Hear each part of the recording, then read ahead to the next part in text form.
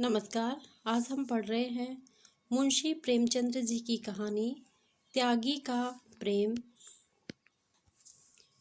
लाला गोपीनाथ को युवावस्था में ही दर्शन से प्रेम हो गया था। अभी वह इंटरमीडिएट क्लास में थे कि मिल और बर्कले के वैज्ञानिक विचार उनको कंठस्थ हो गए थे। उन्हें किसी प्रकार के विनोद प्रमोद से रुचि न थी। यहाँ तक कि कॉलेज के क्रिकेट मैचों में भी उनको उत्साह न होता था। हास परिहास से कोसों भागते और उनसे प्रेम की चर्चा करना तो मानो बच्चे के जूजू से डराना था।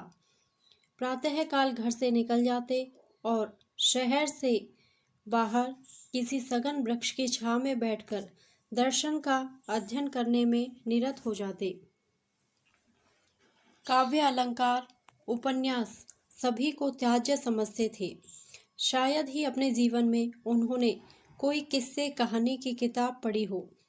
इसे केवल समय का दुरुपयोग ही नहीं वरन मन और बुद्धि विकास के लिए घातक ख्याल करते थे। इसके साथ ही वह उत्साहहीन न थे। सेवा समितियों में बड़े उत्साह से भाग लेते। स्वदेशवासियों की सेवा के किसी अवसर को हाथ से न जाने देते। बहुधा मोहल्ले के छोटे छोटे दुकानदारों की दुकान पर जा बैठते और उनके घाटे टोटे मंदे तेजे की राम कहानी सुनते। शनह शनह कॉलेज से उन्हें घृणा हो गई। उन्हें अब अगर किसी विषय से प्रेम था तो वह दर्शन था। कॉलेज की बहुविषयक शिक्षा उनके दर्शनानुराग में बाधक होती। अतएव उन्होंने कॉलेज छोड़ दिया और एकाग्रचित होकर विज्ञानोपार्जन करने लगे। किंतु दर्शनानुराग के साथ ही साथ उनका देशानुराग भी बढ़ता गया और कॉलेज छोड़ने के थोड़े ही दिनों पश्चात वह अनिवार्यतः जाति सेवकों के दल में सम्मिलित हो गए। दर्शन में भ्रम था, अविश्वास था, अंधकार था। जाति सेवा में सम्मान था, यश था और दोनों की सदिच्छाएं थी। उनका वह सद अनुराग जो बरसों से वैज्ञानिक वादों के नीचे दबा हुआ था, वायु के प्रचंड वेग के साथ निकल पड़ा। नगर के सार्वजनिक क्षेत्र में कूद पड़े। देखा तो मैदान खाली था। जिधर आंख उठाते सन्नाटा दिखाई देता। ध्वजाधारियों की कमी न थी, पर सच्चे हृदय कहीं नजर न आते थे। चारों ओर से उनकी खींच होने लगी। किसी संस्था के मंत्री बने, किसी के प्रधान, किसी के कुछ, किसी के कुछ। इसके आवेश में दर्शनानुराग भी विदा हुआ। पिंजरे में गाने वाली चिड़िया विस्तृत पर्वत राशियों में आकर अपना राग भूल गई। अब भी वह समय निकालकर दर्शन ग्रंथों के पन्ने उलट पुलट लिया करते थे, पर विचार और अनुशीलन का अवकाश कहाँ। नित्य मन में यह संग्राम होता रहता कि किधर जाऊं, उधर या इधर। विज्ञान अपनी ओर खींचता, देश अपनी ओर खींचता। एक दिन वह इसी उलझन में नदी के तट पर बैठे हुए थे। जलधारा तट के दृश्यों और वायु के प्रतिकूल झोंकों की परवाह न करते हुए बड़े बेग के साथ अपने लक्ष्य की ओर बढ़ी चली जाती थी, पर लाला गोपीनाथ का ध्यान इस तरफ न था। वह अपने स्मृति भंडार से किसी ऐसे तत्वज्ञानी पुरुष को खोज निकालना चाहते थे जिसने जाति सेवा के साथ विज्ञान सागर में गोते लगाए हों। सहसा उनके कॉलेज के एक अध्यापक पंडित अमरनाथ अग्निहोत्री आकर समीप बैठ गए और बोले, कहिए लाला गोपीनाथ, क्या खबरें हैं। गोपीनाथ के अन्य मनस्क होकर उत्तर दिया, कोई बात तो नहीं हुई, पृथ्वी अपनी गति से चली जा रही है। अमरनाथ, म्युनिसिपल वार्ड नंबर 21 की जगह खाली है, उसके लिए किसे चुनना निश्चित किया है। गोपी, देखिए कौन होता है, आप भी खड़े हुए हैं। अमर, अजी मुझे तो लोगों ने जबरदस्ती घसीट लिया, नहीं तो मुझे इतनी फुर्सत कहाँ। गोपी, मेरा भी यही विचार है। अध्यापकों का क्रियात्मक राजनीति में फंसना बहुत अच्छी बात नहीं। अमरनाथ इस व्यंग से बहुत लज्जित हुए। एक क्षण के बाद प्रतिकार के भाव से बोले, तुम आजकल दर्शन का अभ्यास करते हो या नहीं? गोपी, बहुत कम। इस दुविधा में पड़ा हुआ हूँ कि राष्ट्रीय सेवा का मार्ग ग्रहण करूँ या सत्य की खोज में जीवन व्यतीत करूँ। अमर, राष्ट्रीय संस्थानों में सम्मिलित होने का समय अभी तुम्हारे लिए नहीं आया। अभी तुम्हारी उम्र ही क्या है? जब तक विचारों में गांभीर्य और सिद्धांतों पर दृढ़ विश्वास ना हो जाए, उस समय तक केवल क्षणिक आवेशों के वशवर्ती होकर किसी काम में कूद पड़ना अच्छी बात नहीं। राष्ट्रीय सेवा बड़े उत्तरदायित्व का काम है। गोपीनाथ ने निश्चय कर लिया कि मैं जाति सेवा में जीवन आक्षेप करूंगा। अमरनाथ ने भी यही फैसला किया कि मैं म्यूनिसिपैलिटी में अवश्य जाऊंगा। दोनों का परस्पर विरोध उन्हें कर्म क्षेत्र की ओर खींच ले गया। गोपीनाथ की साख पहले ही से जम गई थी। घर के धनी थे, शक्कर और सोने चांदी की दलाली होती थी। व्यापारियों में उनके पिता का बड़ा मान था। गोपीनाथ के 2 बड़े भाई थे, वह भी दलाली करते थे। परस्पर मेल था, धन था, संतानें थी, अगर ना थी तो शिक्षा और शिक्षित समुदायों में गन्ना। वह बात गोपीनाथ की बदौलत प्राप्त हो गई, इसलिए उनकी स्वच्छंदता पर किसी ने आपत्ति नहीं की। किसी ने उन्हें धनोपार्जन के लिए मजबूर नहीं किया। अतएव गोपीनाथ निश्चिंत और निर्द्वंद होकर राष्ट्र सेवा में कहीं किसी अनाथालय के लिए चंदे जमा करते, कहीं किसी कन्या पाठशाला के लिए भिक्षा मांगते फिरते। नगर की कांग्रेस कमेटी ने उन्हें अपना मंत्री नियुक्त किया। उस समय तक कांग्रेस ने कर्म क्षेत्र में पदार्पण नहीं किया था। उनकी कार्यशीलता ने इस जीर्ण संस्था का मानो पुनरुद्धार कर दिया। वह प्रातः से संध्या और बहुधा पहर रात तक इन्हीं कामों में लिप्त रहते थे। चंदे का रजिस्टर हाथ में लिए उन्हें नित्य प्रति सांझ सवेरे अमीरों और रईसों के द्वार पर खड़े देखना एक साधारण दृश्य था। धीरे धीरे कितने ही युवक उनके भक्त हो गए। लोग कहते, कितना निस्वार्थ, कितना आदर्शवादी त्यागी जाति सेवक है। कौन सुबह से शाम तक निस्वार्थ भाव से केवल जनता का उपकार करने के लिए यूं दौड़ धूप करेगा। उनका आत्मोत्सर्ग प्राय देशियों को अनुरक्त कर देता था। उन्हें बहुधा रईसों की अभद्रता, असज्जनता, यहाँ तक कि उनके कटु शब्द भी सहने पड़ते थे। उन्हें अब विदित हो गया था कि जाति सेवा बड़े अंशों तक केवल चंदे मांगना है। इसके लिए धनिकों की दरबारदारी या दूसरे शब्दों में खुशामद भी करनी पड़ती थी। दर्शन के उस गौरवयुक्त अध्ययन और इस दान लोलुपता में कितना अंतर था। कहाँ मिल और कैंट स्पेंसर और किड़ के साथ एकांत में बैठे हुए जीव और प्रकृति के गहन गूढ़ विषय पर वार्तालाप, और कहाँ इन अभिमानी, असभ्य, मूर्ख व्यापारियों के सामने सिर झुकाना। वह अंतःकरण में उनसे घृणा करते थे। वे धनी थे और केवल धन कमाना चाहते थे। इसके अतिरिक्त उनमें और कोई विशेष गुण न था।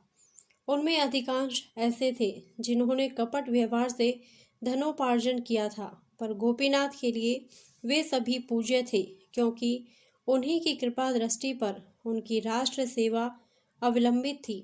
इस प्रकार कई वर्ष बीत गए। गोपीनाथ नगर के मान्य पुरुषों में गिने जाने लगे। वह दीन जनों के आधार और दुखियारों के मददगार थे। अब वह बहुत कुछ निर्भीक हो गए थे और कभी कभी रईसों को भी कुमार्ग पर चलते देखकर फटकार दिया करते थे। उनकी तीव्र आलोचना भी अब चंदे जमा करने में उनकी सहायक हो जाती थी। अभी तक उनका विवाह न हुआ था। वह पहले ही से ब्रह्मचर्य व्रत धारण कर चुके थे। विवाह करने से साफ इनकार किया, मगर जब पिता और अन्य बंधुजनों ने बहुत आग्रह किया और उन्होंने स्वयं कई विज्ञान ग्रंथों में देखा कि इंद्रिय दमन स्वास्थ्य के लिए हानिकारक है, तो असमंजस में पड़े। कई हफ्ते सोचते हो गए और वह मन में कोई बात पक्की ना कर सके। स्वार्थ और परमार्थ में संघर्ष हो रहा था।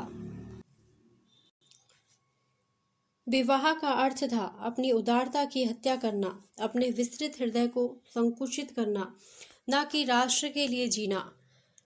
वह अब इतने ऊंचे आदर्श का त्याग करना निंद्य और उपहासजनक समझते थे। इसके अतिरिक्त अब तक अनेक कारणों से अपने को पारिवारिक जीवन के अयोग्य पाते थे। जीविका के लिए जिस उद्योगशीलता, जिस अनवरत परिश्रम और जिस मनोवृत्ति की आवश्यकता है, वह उनमें ना रही थी। जाति सेवा में भी उद्योगशीलता और अध्यवसाय की कम जरूरत ना थी, लेकिन उसमें आत्मगौरव का हनन ना होता था। परोपकार के लिए भिक्षा मांगना दान है, अपने लिए पान का एक बीड़ा भी भिक्षा है। स्वभाव में एक प्रकार की स्वच्छंदता आ गई थी। इन त्रुटियों पर पर्दा डालने के लिए जाति सेवा का बहाना बहुत अच्छा था। एक दिन वह सैर करने जा रहे थे। रास्ते में अध्यापक अमरनाथ से मुलाकात हो गई। यह महाशय अब म्युनिसिपल बोर्ड के मंत्री हो गए थे और आजकल इस दुविधा में पड़े हुए थे कि शहर में मादक वस्तुओं के बेचने का ठेका लूं या ना लूं। लाभ बहुत था पर बदनामी भी कम ना थी। अभी तक कुछ निश्चय न कर सके थे। इन्हें देखकर बोले, कहिए लाला जी, मिजाज अच्छा है ना? आपके विवाह के विषय में क्या हुआ? गोपीनाथ ने दृढ़ता से कहा, मेरा इरादा विवाह करने का नहीं है। अमरनाथ, ऐसी भूल ना करना। तुम अभी नव युवक हो, तुम्हें संसार का कुछ अनुभव नहीं है। मैंने ऐसी कितनी मिसालें देखी हैं जहां अविवाहित रहने से लाभ के बदले हानि ही हुई है। विवाह मनुष्य को सुमार्ग पर रखने का सबसे उत्तम साधन है जिसे अब तक मनुष्य ने आविष्कृत किया है। उस व्रत से क्या फायदा जिसका परिणाम छिचोरापन हो? गोपीनाथ ने प्रत्युत्तर दिया, आपने मादक वस्तुओं के ठेके के विषय में क्या निश्चय किया? अमर, अभी तक कुछ नहीं, जी हिचकता है। कुछ ना कुछ बदनामी तो होगी ही। गोपी, एक अध्यापक के लिए मैं इस पेशे को अपमान समझता हूँ। अमर, कोई पेशा खराब नहीं है अगर ईमानदारी से किया जाए। गोपी, यहाँ मेरा आपसे मतभेद है। कितने ही ऐसे व्यवसाय हैं जिन्हें एक सुशिक्षित व्यक्ति कभी स्वीकार नहीं कर सकता। मादक वस्तुओं का ठेका उनमें एक है। गोपीनाथ ने आकर अपने पिता से कहा, मैं कदापि विवाह ना करूँगा। आप लोग मुझे विवश ना करें वरना पछताइएगा। अमरनाथ ने उसी दिन ठेके के लिए प्रार्थना पत्र भेज दिया और वह स्वीकृत भी हो गया। 2 साल हो गए हैं। लाला गोपीनाथ ने एक कन्या पाठशाला खोली है और उसके प्रबंधक हैं। शिक्षा की विभिन्न पद्धतियों का उन्होंने खूब अध्ययन किया है और इस पाठशाला में वह उनका व्यवहार कर रहे हैं। शहर में यह पाठशाला बहुत ही सर्वप्रिय है। उसने बहुत अंशों में उस उदासीनता का परिशोध कर दिया है जो माता पिता को पुत्रियों की शिक्षा की ओर होती है। शहर के गणमान्य पुरुष अपनी लड़कियों को शहर से पढ़ने भेजते हैं। वहाँ की शिक्षा शैली कुछ ऐसी मनोरंजक है कि बालिकाएं एक बार जाकर मानो मंत्र मुग्ध हो जाती हैं। फिर उन्हें घर पर चैन नहीं मिलता। ऐसी व्यवस्था की गई है कि 3-4 वर्षों में ही कन्याओं का गृहस्थी के मुख्य कामों से परिचय हो जाए। सबसे बड़ी बात यह है कि यहाँ धर्म शिक्षा का भी समुचित प्रबंध किया गया है। अब की साल से प्रबंधक महोदय ने अंग्रेजी की कक्षाएं भी खोल दी हैं। एक सुशिक्षित गुजराती महिला को बंबई से बुलाकर पाठशाला उनके हाथ में दे दी है। इन महिला का नाम है आनंदी बाई। विधवा हैं। हिंदी भाषा से भली भांति परिचित नहीं है, किंतु गुजराती में कई पुस्तकें लिख चुकी हैं। कई कन्या पाठशालाओं में काम कर चुकी हैं। शिक्षा संबंधी विषयों में अच्छी गति है। उनके आने से मदरसे में और भी रौनक आ गई है। कई प्रतिष्ठित सज्जनों ने जो अपनी बालिकाओं को मंसूरी और नैनीताल भेजना चाहते थे, अब उन्हें यहीं भर्ती करा दिया है। आनंदी रईसों के घरों में जाती है और स्त्रियों में शिक्षा का प्रचार करती है। उनके वस्त्र आभूषणों से सुरुचि का बोध होता है। हैं भी उच्च कुल की, इसलिए शहर में उनका बड़ा सम्मान होता है। लड़कियां उन पर जान देती हैं, उन्हें माँ कहकर पुकारती हैं। गोपीनाथ पाठशाला की उन्नति देख देख कर फूले नहीं समाते। जिससे मिलते हैं आनंदी बाई का ही गुणगान करते हैं। बाहर से कोई सुविख्यात पुरुष आता है तो उससे पाठशाला का निरीक्षण अवश्य कराते हैं। आनंदी की प्रशंसा से उन्हें वही आनंद प्राप्त होता है जो स्वयं अपनी प्रशंसा से होता। बाई जी को भी दर्शन से प्रेम है और सबसे बड़ी बात यह है कि उन्हें गोपीनाथ पर असीम श्रद्धा है। वह हृदय से उनका सम्मान करती है। उनके त्याग और निष्काम जाति भक्ति ने उन्हें वशीभूत कर लिया है। वह मुंह पर उनकी बड़ाई नहीं करती, पर रईसों के घरों में बड़े प्रेम से उनका यशोगान करती है। ऐसे सच्चे सेवक आजकल कहाँ लोग कीर्ति पर जान देते हैं। जो थोड़ी बहुत सेवा करते हैं दिखावे के लिए, सच्ची लगन किसी में नहीं। मैं लाला जी को पुरुष नहीं देवता समझती हूँ। कितना सरल संतोषमय जीवन है, ना कोई व्यसन ना विलास। भोर से सायंकाल तक दौड़ते रहते हैं। न खाने का कोई समय, न सोने का समय। उस पर कोई ऐसा नहीं जो उनके आराम का ध्यान रखे। बेचारे घर गए, जो कुछ किसी ने सामने रख दिया चुपके से खा लिया, फिर छड़ी उठाई और किसी तरफ चल दिए। दूसरी औरत कदापि अपनी पत्नी की भांति सेवा सत्कार नहीं कर सकती। दशहरे के दिन थे। कन्या पाठशाला में उत्सव मनाने की तैयारियां हो रही थी। एक नाटक खेलने का निश्चय किया गया। भवन खूब सजाया गया। शहर के रईसों को निमंत्रण दिए गए थे। यह कहना कठिन है कि किसका उत्साह बड़ा हुआ था, बाईजी का या लाला गोपीनाथ का। गोपीनाथ सामग्रियां एकत्र कर रहे थे। उन्हें अच्छे ढंग से सजाने का भार आनंदी ने लिया था। नाटक भी इन्हीं ने रचा था। नित्य प्रति उसका अभ्यास कराती थी और स्वयं एक पार्ट ले रखा था। विजयादशमी आ गई। दोपहर तक गोपीनाथ फर्श और कुर्सियों का इंतजाम करते रहे। जब 1 बज गया और अब भी वह वहां से ना टले तो आनंदी ने कहा, लाला जी आपको भोजन करने को देर हो रही है। अब सब काम हो गया है, जो कुछ बच रहा है मुझ पर छोड़ दीजिए। गोपीनाथ ने कहा, खा लूंगा, मैं ठीक समय पर भोजन करने का पाबंद नहीं हूँ। फिर घर तक कौन जाए, घंटों लग जाएंगे। भोजन के उपरांत आराम करने का जी चाहेगा, शाम हो जाएगी। आनंदी, भोजन तो मेरे यहाँ तैयार है, ब्राह्मणी ने बनाया है, चलकर खा लीजिए और यहीं जरा देर आराम भी कर लीजिए। गोपीनाथ, यहाँ क्या खा लूं, एक वक्त ना खाऊंगा तो ऐसी कौन सी हानि हो जाएगी। आनंदी, जब भोजन तैयार है तो उपवास क्यों कीजिएगा।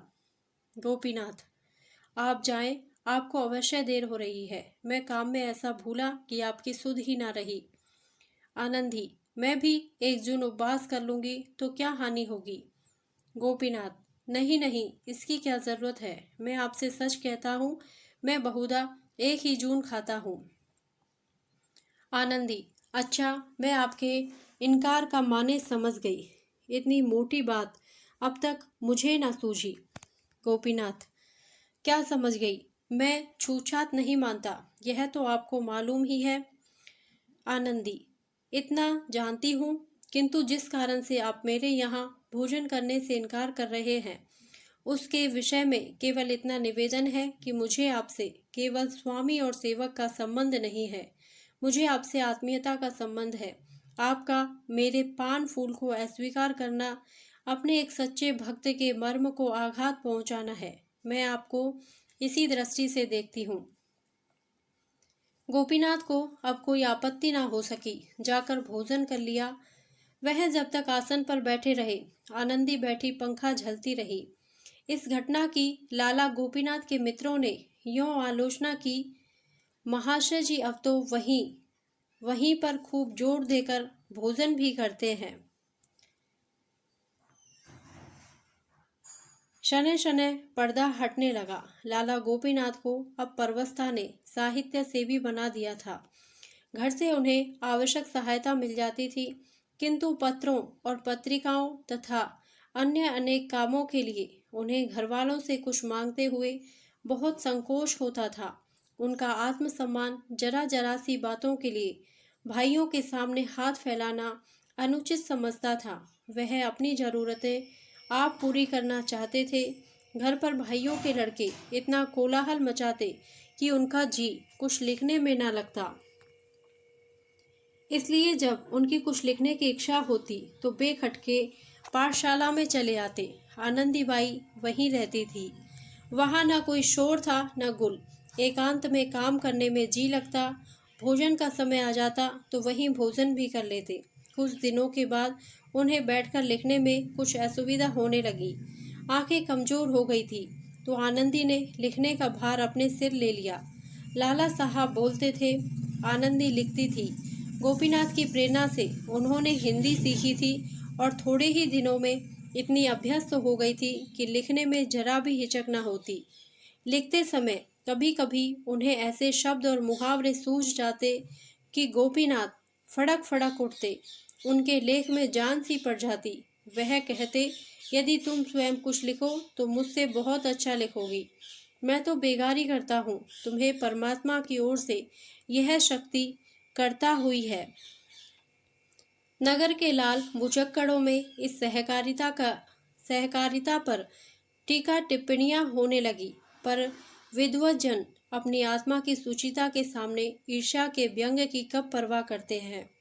आनंदी कहती, यह तो संसार है, जिसके मन में आए कहे, पर मैं उस पुरुष का निरादर नहीं कर सकती जिस पर मेरी श्रद्धा है। पर गोपीनाथ इतने निर्भीक न थे। उनकी सुकीर्ति का आधार लोकमत था। वह उसकी भर्त्सना न कर सकते थे।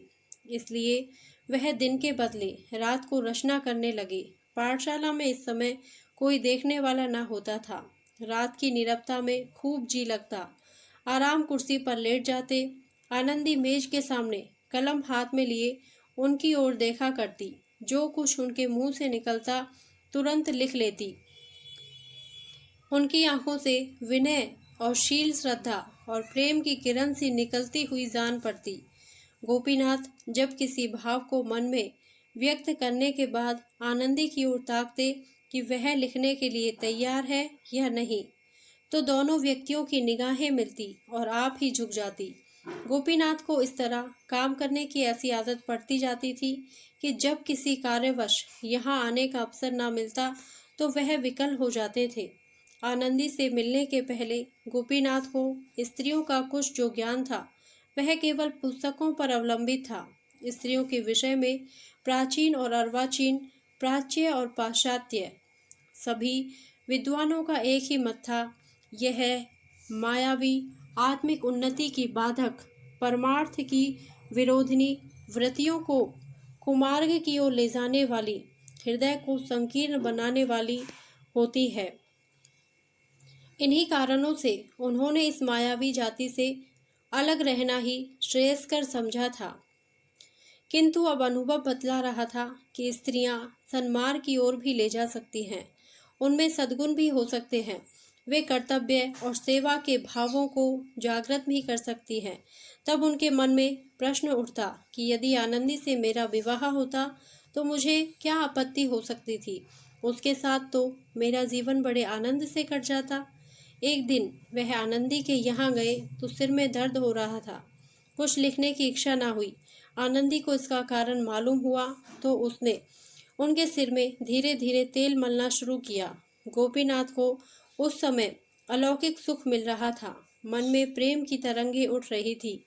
नेत्र, मुख, वाणी सभी प्रेम में पगे जाते थे। उसी दिन से उन्होंने आनंदी के यहाँ आना छोड़ दिया। एक सप्ताह बीत गया और न आए।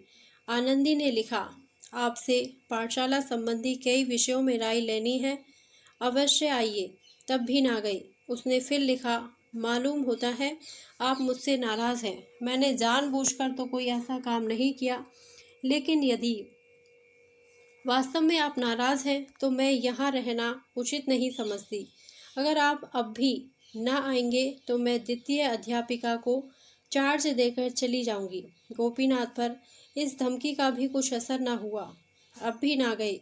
अंत में 2 महीने तक खिंचे रहने के बाद उन्हें ज्ञात हुआ कि आनंदी बीमार है और 2 दिन से पाठशाला नहीं आ सकी।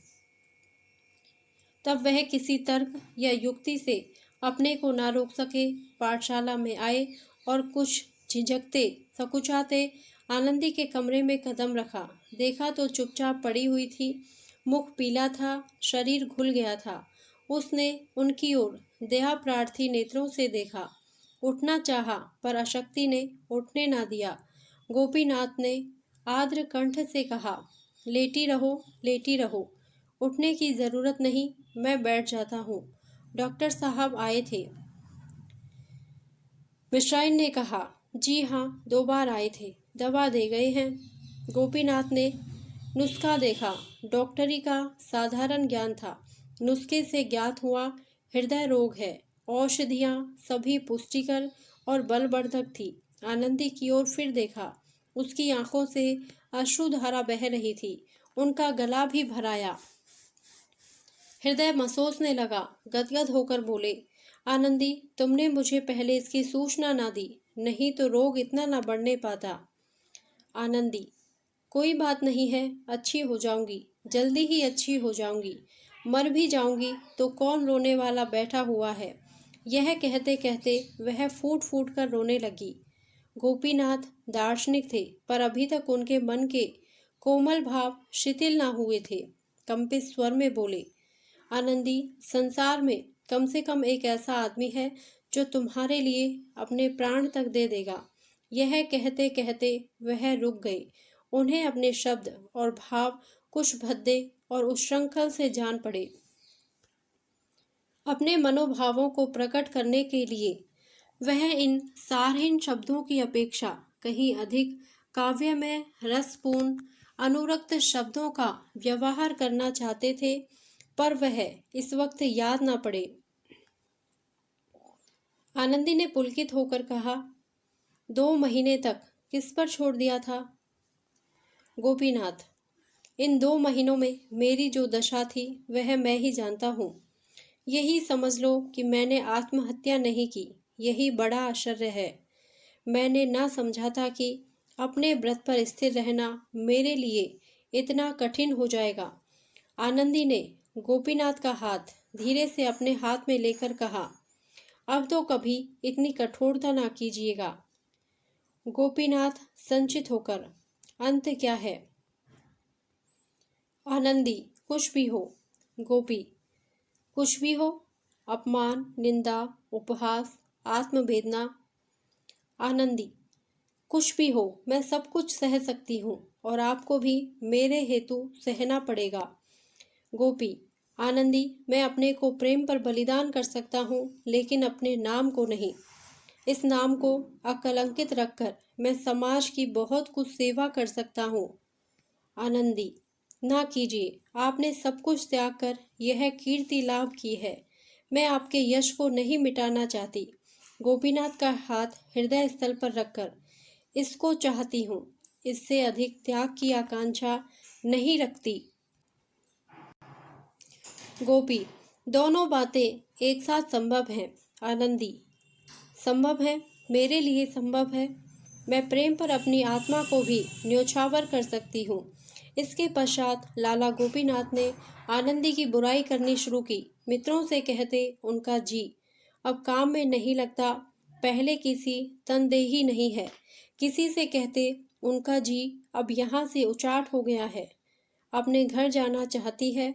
उनकी इच्छा है कि मुझे प्रतिवर्ष तरक्की मिला करे और उसकी यहाँ गुंजाइश नहीं। पाठशाला को कई बार देखा और अपनी आलोचना में काम को असंतोषजनक लिखा। शिक्षा, संगठन, उत्साह, सुप्रबंध सभी बातों में निराशाजनक क्षति पाई। वार्षिक अधिवेशन में जब कई सदस्यों ने आनंदी की वेतन वृद्धि का प्रस्ताव उपस्थित किया तो लाला गोपीनाथ ने उसका विरोध किया। उधर आनंदीबाई भी गोपीनाथ के दुखड़े रोने लगी।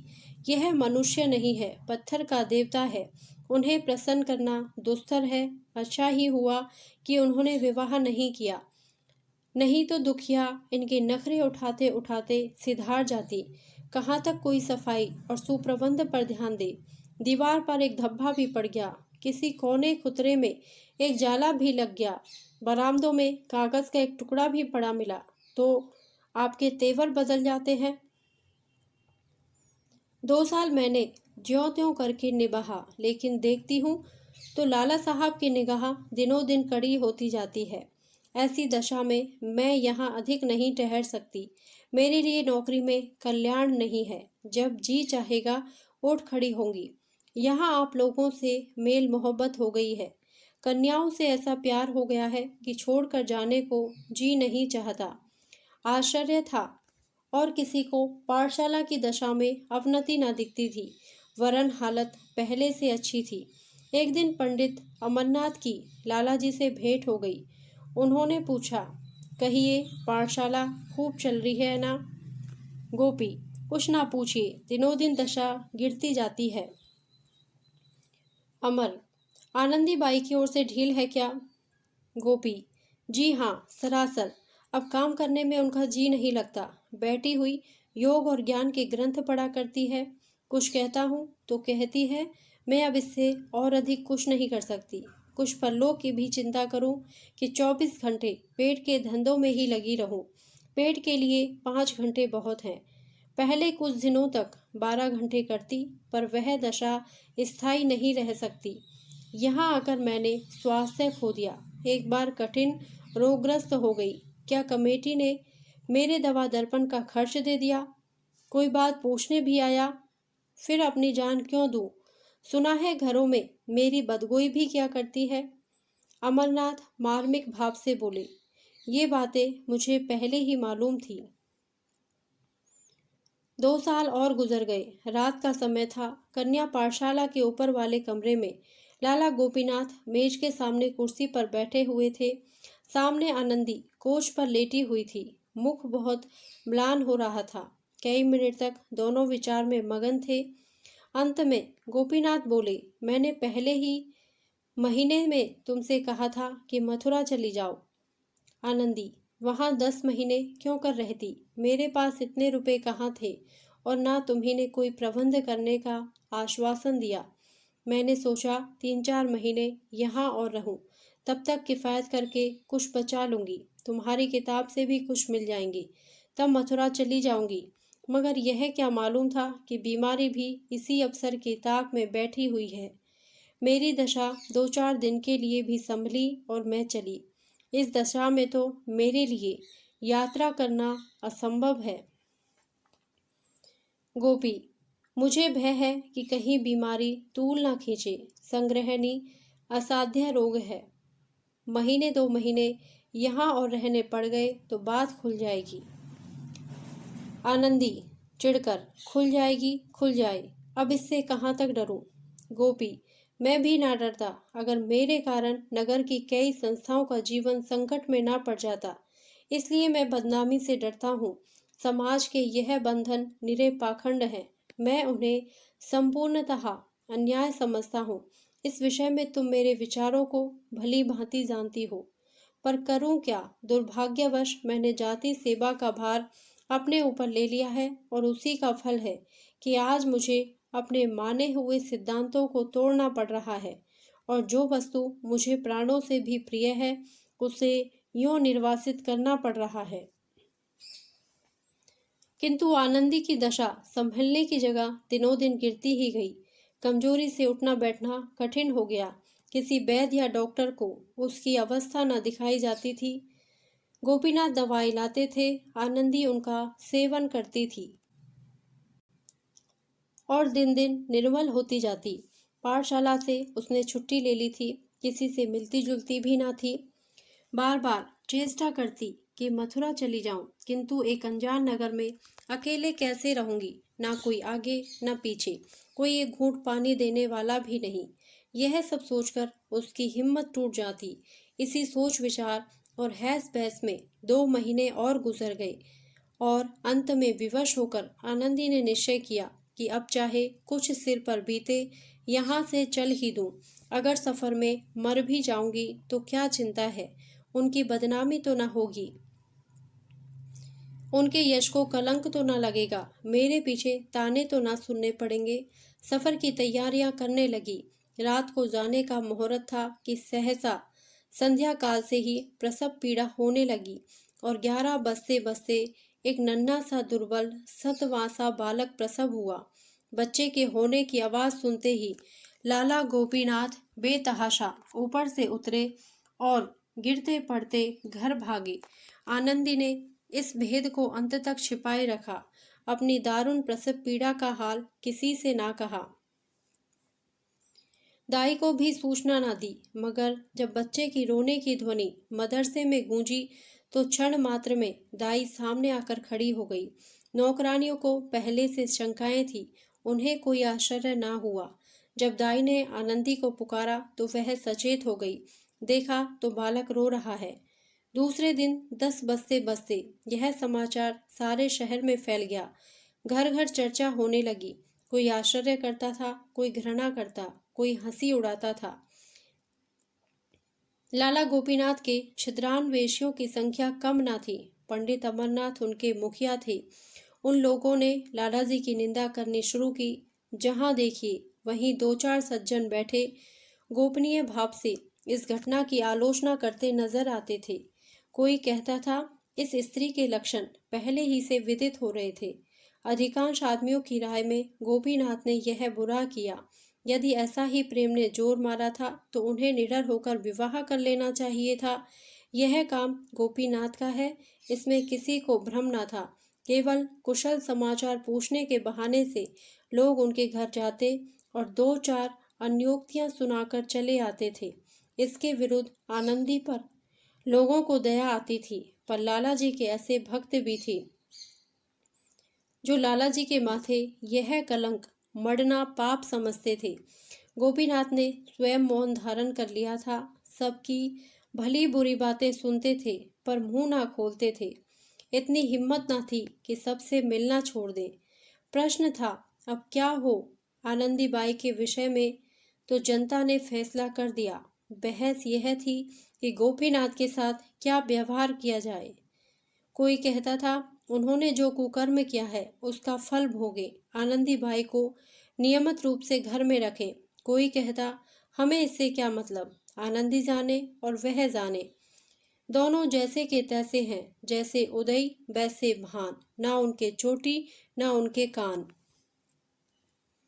लेकिन इन महाशय को पाठशाला के अंदर अब कदम न रखने देना चाहिए। जनता के फैसले साक्षी नहीं खोजते, अनुमान ही उनके लिए सबसे बड़ी गवाही है। लेकिन पंडित अमरनाथ और उनकी गोष्ठी के लोग गोपीनाथ को इतने सस्ते न छोड़ना चाहते थे। उन्हें गोपीनाथ से पुराना द्वेष था। यह कल का लौंडा दर्शन की 2-4 पुस्तकें उलट पुलट कर राजनीति में कुछ शुद्ध करके लीडर बना हुआ है। बिचरे सुनहरी ऐनक लगाई, रेशमी चादर गले में डाले, न्यों गर्व से ताके मानो सत्य और प्रेम का पुतला है। ऐसे रंगे सियार की जितनी कलई खोली जाए उतना ही अच्छा। जाति को ऐसे दगाबाज, चरित्रहीन, दुर्बलात्मा सेवकों से सचेत कर देना चाहिए। पंडित अमरनाथ पाठशाला की अध्यापिकाओं और नौकरों से तहकीकात करते थे। लाला जी कब आते थे, कब जाते थे, कितनी देर रहते थे, यहाँ क्या किया करते थे। तुम लोग उनकी उन उपस्थिति में वहाँ जाने पाते थे या रोक थी। लेकिन यह छोटे छोटे आदमी जिन्हें गोपीनाथ से संतुष्ट रहने का कोई कारण न था, उनकी सख्ती की नौकर लोग बहुत शिकायत किया करते थे। इस दुरावस्था में उनके ऐबों पर पर्दा डालने लगे। अमरनाथ ने प्रलोभन दिया, डराया, धमकाया, पर किसी ने गोपीनाथ के विरुद्ध साक्षी ना दी। उधर लाला गोपीनाथ ने उसी दिन से आनंदी के घर आना जाना छोड़ दिया। 2 हफ्ते तक तो वह अभागिनी किसी तरह कन्या पाठशाला में रही। 15वें दिन प्रबंधक समिति ने उससे मकान खाली कर देने की नोटिस दे दी। महीने भर की मोहलत देना भी उचित न समझा। अब वह दुखिया एक तंग मकान में रहती थी, कोई पूछने वाला न था। बच्चा कमजोर, खुद बीमार, कोई आगे न पीछे, न कोई दुख का संगी न साथी। शिशु को गोद में लिए दिन के दिन बेदाना पानी पड़ी रहती थी। एक बुढ़िया मेहरी मिल गई थी जो बर्तन धोकर चली जाती थी। कभी कभी शिशु को छाती से लगाए रात की रात रह जाती, पर धन्य है उसके धैर्य और संतोष को लाला गोपीनाथ से मुंह में शिकायत थी, न दिल में। सोचती इन परिस्थितियों में उन्हें मुझसे पराशंक ही रहना चाहिए, इसके अतिरिक्त और उपाय नहीं है। उनके बदनाम होने से नगर की कितनी बड़ी हानि होती। सभी उन पर संदेह करते हैं, पर किसी को यह साहस तो नहीं हो सकता कि उनके विपक्ष में कोई प्रमाण दे सके। यह सोचते हुए उसने स्वामी अभेदानंद की एक पुस्तक उठाई और उसके एक अध्याय का अनुवाद करने लगी। अब उसकी जीविका का एकमात्र यही आधार था। सहसा धीरे से किसी ने द्वार खटखटाया। वह चौंक पड़ी। लाला गोपीनाथ की आवाज मालूम हुई। उसने तुरंत द्वार खोल दिया। गोपीनाथ आकर खड़े हो गए और सोते हुए बालक को प्यार से देखकर बोले, आनंदी, मैं तुम्हें मुंह दिखाने लायक नहीं हूँ। मैं अपनी भीरुता और नैतिक दुर्बलता पर अत्यंत लज्जित हूँ। यद्यपि मैं जानता हूँ कि मेरी बदनामी जो कुछ होनी थी वह हो चुकी। मेरे नाम से चलने वाली संस्थाओं को जो हानि पहुँचनी थी पहुँच चुकी। अब असंभव है कि मैं जनता को अपना मुंह फिर दिखाऊं, और न वह मुझ पर विश्वास ही कर सकती है। इतना जानते हुए भी मुझ में इतना साहस नहीं कि अपने कुकृत्य का भार सिर ले लूं। मैं पहले सामाजिक शासन की रत्ती भर परवाह न करता, पर अब पग पग पर उसके भय से मेरे प्राण तक कांपने लगते हैं। धिक्कार है मुझ पर कि तुम्हारे ऊपर ऐसी विपत्तियां पड़ी। लोक निंदा, रोग, शोक, निर्धनता सभी का सामना करना पड़ा, और मैं यूं अलग अलग रहा मानो मुझसे कोई प्रयोजन नहीं। पर मेरा हृदय ही जानता है कि उसको कितनी पीड़ा होती थी। कितनी ही बार आने का निश्चय किया और फिर हिम्मत हार गया। अब मुझे विदित हो गया कि मेरी सारी दार्शनिकता केवल हाथी के दांत थी। मुझ में क्रिया शक्ति नहीं है, लेकिन इसके साथ ही तुमसे अलग रहना मेरे लिए असह्य है। तुमसे दूर रहकर मैं जिंदा नहीं रह सकता। प्यारे बच्चे को देखने के लिए मैं कितनी ही बार लालायित हो गया हूँ, पर यह आशा कैसे करूँ कि मेरी चरित्रहीनता का ऐसा प्रत्यक्ष प्रमाण पाने के बाद तुम्हें मुझसे घृणा ना हो गई होगी। आनंदी, स्वामी, आपके मन में ऐसी बातों का आना मुझ पर घोर अन्याय है। मैं ऐसी बुद्धिहीन नहीं हूँ कि केवल अपने स्वार्थ के लिए आपको कलंकित करूँ। मैं आपको अपना इष्टदेव समझती हूँ और सदैव समझूंगी। मैं भी अब आपके वियोग दुख को नहीं सह सकती। कभी कभी आपके दर्शन पाती रहूं, यही जीवन की सबसे बड़ी अभिलाषा है। इस घटना को 15 वर्ष बीत गए हैं। लाला गोपीनाथ नित्य 12 बजे रात को आनंदी के साथ बैठे हुए नजर आते हैं। वह नाम पर मरते हैं, आनंदी प्रेम पर बदनाम दोनों हैं, लेकिन आनंदी के साथ लोगों की सहानुभूति है। गोपीनाथ सबकी निगाह से गिर गए हैं। हाँ, उनके कुछ आत्मीयगण इस घटना को केवल मानुषीय समझकर अब भी उनका सम्मान करते हैं, किंतु जनता इतनी सहिष्णु नहीं है। धन्यवाद।